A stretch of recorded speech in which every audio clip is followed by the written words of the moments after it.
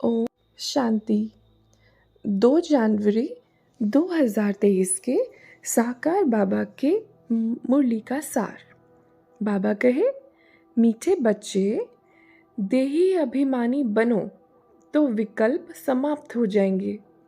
किसी भी बात से डर नहीं लगेगा, तुम फिक्र से फारिग हो जाएंगे। मीठे बच्चे, देही अभिमानी बनो तो विकल्प समाप्त हो जाएंगे। किसी भी बात से डर नहीं लगेगा, तुम फिक्र से फारिग हो जाएंगे। प्रश्न है, नए झाड़ की वृद्धि किस तरह से होती है और क्यों? उत्तर है, नए झाड़ की वृद्धि बहुत धीरे धीरे और जू मिसल होती है। जैसे ड्रामा जू मिसल चल रहा है, ऐसे ड्रामा अनुसार ये झाड़ भी धीरे धीरे वृद्धि को पाता है, क्योंकि इसमें माया का मुकाबला भी बहुत करना पड़ता है। बच्चों को देही अभिमानी बनने में मेहनत लगती है। देही अभिमानी बने तो बहुत खुशी रहे, सर्विस में भी वृद्धि हो, बाप और वर्षे की याद रहे तो बेड़ा पार हो जाए। बाबा कहे, तुम बच्चों को पहले देही अभिमानी बनना है। देही अभिमानी बच्चे सर्विस बहुत अच्छी करेंगे और बहुत खुशी में भी रहेंगे। बुद्धि में फालतू विकल्प नहीं आएंगे। गोया तुम माया पर जीत पाते हो तो फिर तुमको कोई हिला न सके। अंगद का भी दृष्टांत है ना, इसलिए तुम्हारा महावीर नाम रखा है।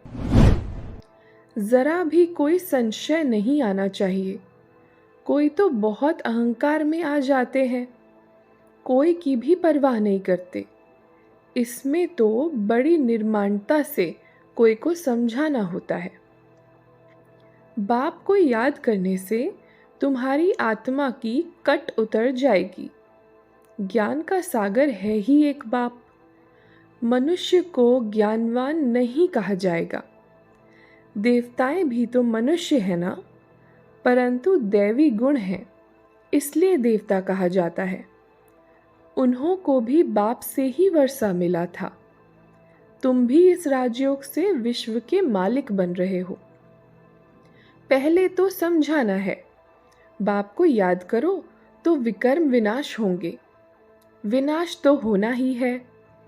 बाप तुमको विश्व की बादशाही दे देते हैं। तुम्हारे पर कोई चढ़ाई नहीं कर सकते। कोई तो ड्रामा अनुसार कुछ भी धारण नहीं कर सकते हैं। बाप समझाते हैं, जरूर उनका पद कम होगा। ये कोई श्राप नहीं है। माला तो महावीरों की बनती है। सिखों को भी समझाना है कि साहिब को जपो तो सुख शांति मिले। सद्गति देने वाला गुरु एक है। भक्ति सिखलाने वाले तो ढेर गुरु चाहिए। ज्ञान सिखलाने वाला एक बाप है। तो तुम माताएं उनको समझाओ कि ये कंगन तुम जो पहनते हो, ये भी पवित्रता की निशानी है। तुम्हारा वह मान लेंगे, क्योंकि तुम माताएं ही स्वर्ग का द्वार खोलने वाली हो। तुम माताओं को अभी ज्ञान का कलश मिला है, जिससे सबकी सद्गति हो जाती है। तुम बच्चे अभी अपने को महावीर कहलाते हो। तुम कह सकते हो, हम गृहस्थ व्यवहार में रह स्वर्ग की स्थापना कर रहे हैं। बाप की तुम खूब महिमा करो। बाप की महिमा से तुम तर जाते हो। बाप भी कहते हैं, बाप को याद करने से विषय सागर से पार हो जाएंगे। तुम अमृतसर में जाकर भाषण करो कि तुम पुकारते हो सद्गुरु अकाल मूरत, परंतु वह अब कहते हैं देह सहित, देह के सब धर्मों को छोड़ अपने को आत्मा समझो।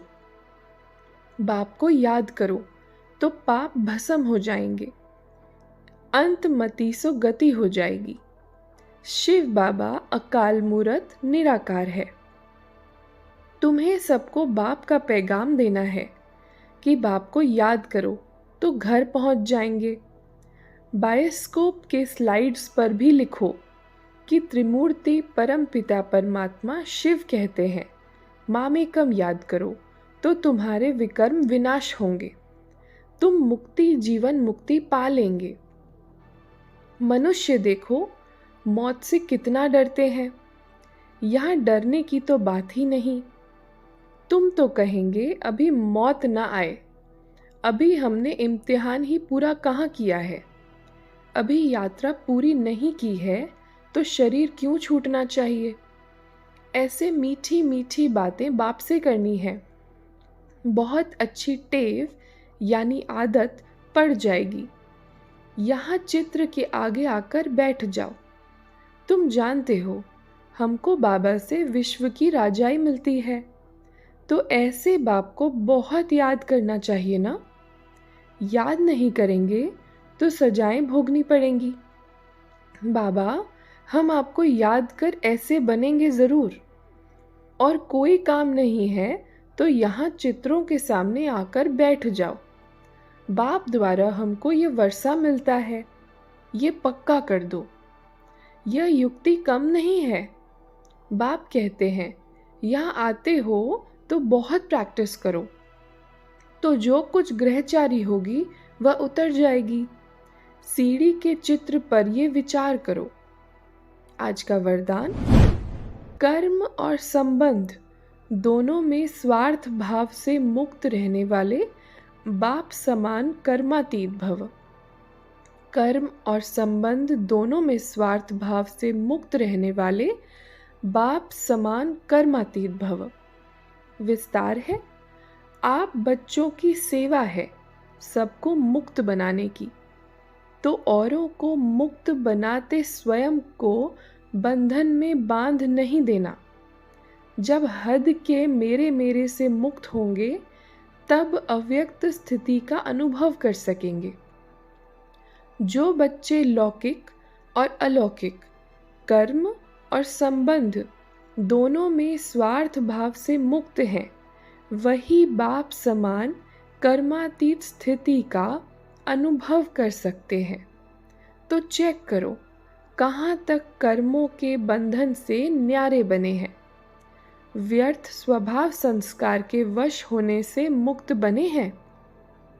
कभी कोई पिछला संस्कार स्वभाव वशीभूत तो नहीं बनाता है।